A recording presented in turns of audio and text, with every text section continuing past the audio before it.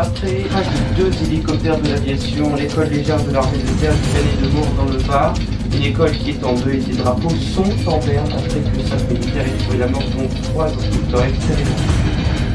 Dans la barre de pic de crue va être atteint d'ici peu une des crues lentes et qui est difficilement commencée dans certaines régions de France, où vous verrez un travail de nettoyage qui va être important et long des déchets charriés par l'eau s'accumule.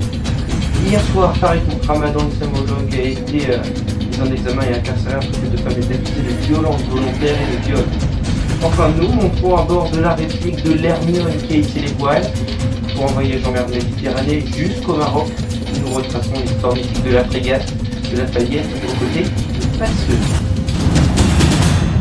Avant de développer tous ces titres, regardons ensemble la carte de prévision météo de Valentin Page, avec cet après-midi un temps pluvieux accompagné d'averses, principalement par l'ouest de Saint-Jean-de-Luz à Reims.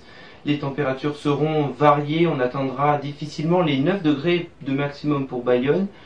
Le minimum sera pour Périgueux, il neigera, il fera 0 degré, ailleurs il fera frais, à Amiens 5 degrés, de même pour Orléans, Limoges il fera 3 degrés, ainsi qu'à Avignon, à Rennes il fera seulement 6 degrés. Il y a noté que 8 départements sont en vigilance orange, comme vous le voyez sur cette carte météo. Les hélicoptères sont entrés en collision alors qu'ils étaient en plein exercice. 5 militaires dont 3 instructeurs expérimentés dans le Var.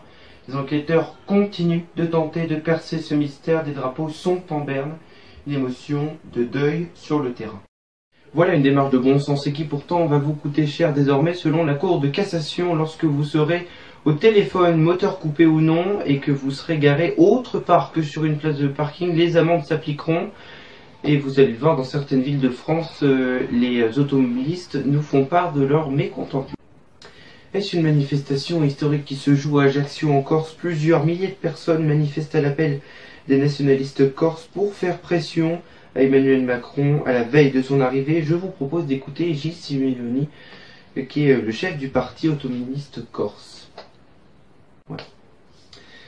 Après les galettes et les fèves en tout genre, au lendemain de la Chandeleur, je vous propose, dans le reportage qui va suivre, des recettes de crêpes sous plusieurs formes et qui pourraient présenter un délice. Notre flash d'aujourd'hui nous emmène en mer Méditerranée, nous arriverons au Maroc, nous allons vous retracer l'histoire mythique de la frégate de Lafayette.